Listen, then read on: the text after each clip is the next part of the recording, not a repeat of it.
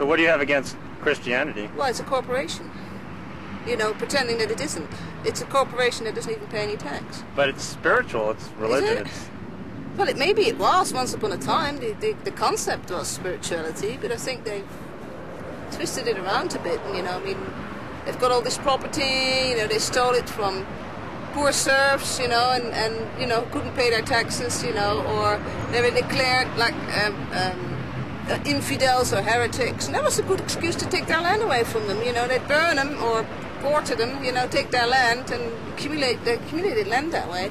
And they're so used to that, doing it in Europe, that they did the same here. Yeah. They just, in California, they enslaved millions of California Indians. Those missions there are concentration camps, as far as I'm concerned.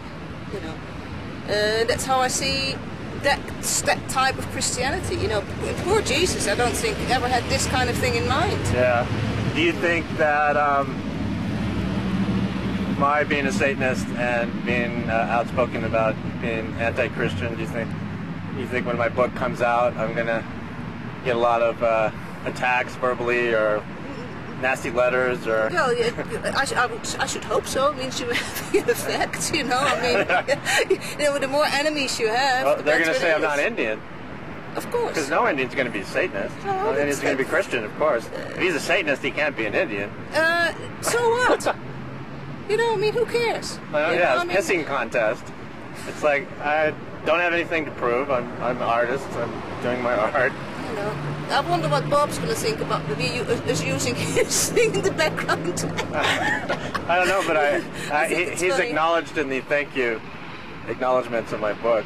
Of course, so. You know, because at least he took the trouble to come around and talk to you. Nobody else did. But I don't know, people might, you know, like, approach him because of me, because of his name in my book, that kind of thing.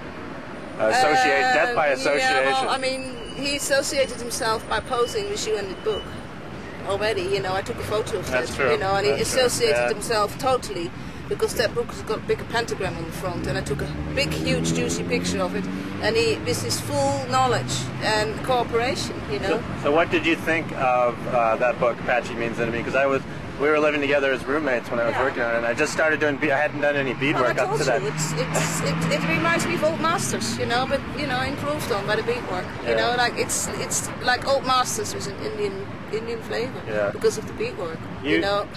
You had a lot of influence on me because that time, I mean, we met at the right moment because I was getting into my heritage, and then when we were roommates, you introduced me to everybody. Oh yeah, that's true. So I've made a lot of friends and let's hope enemies. So. Well, I think that's one of my functions is networking, coordinating, introducing people to each other. You know, that's what I've always done. I think I still do it. Well, judging from what happened with Bob's piece and some of the criticism that I've gotten and some of people approaching you because of my artwork, do you think when my book comes out and it's available all over the world, particularly the United States,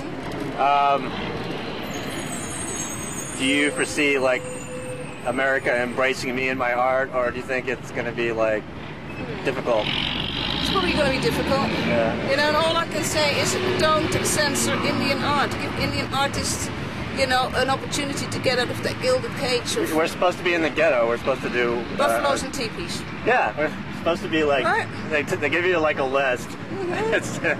Well, I think you should have a shot of the other sculpture behind you, because that's a typical example of what they want Indians to do. An Indian maiden with a, you know. Where is that? An Indian maiden with a you know, crock, you know, pouring water out of it. That's what they want. All right, let me go see. Yeah, you should go.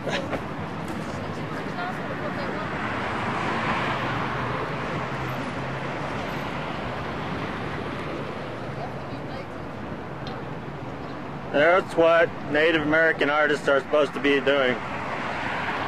They're supposed to be creating their own stereotypes. I think it's good if you film that, because they'll get the message stronger. You know, that's a typical example of what they want Indians to produce. You know, and I don't say that Indians should forget their heritage or not care about their tribe, and they should incorporate that in their work. But it doesn't mean that they have to produce what people expect them to at all. Yeah. That's two different things. Right.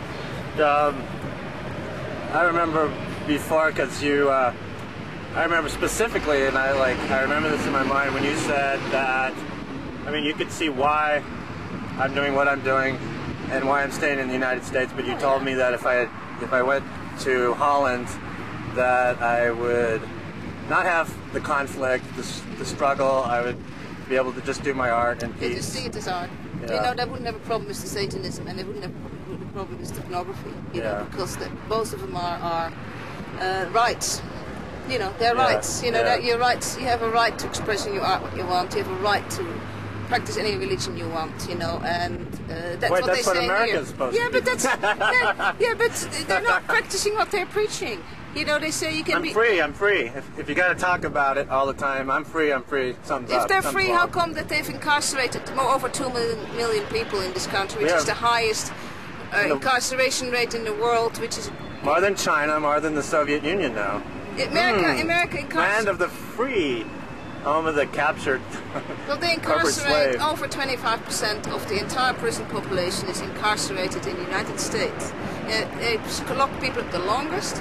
They lock people up for most crimes. They're the only country in the world that sends children to the electric chair, or at least to a lethal injection. They want to lower that age to 13.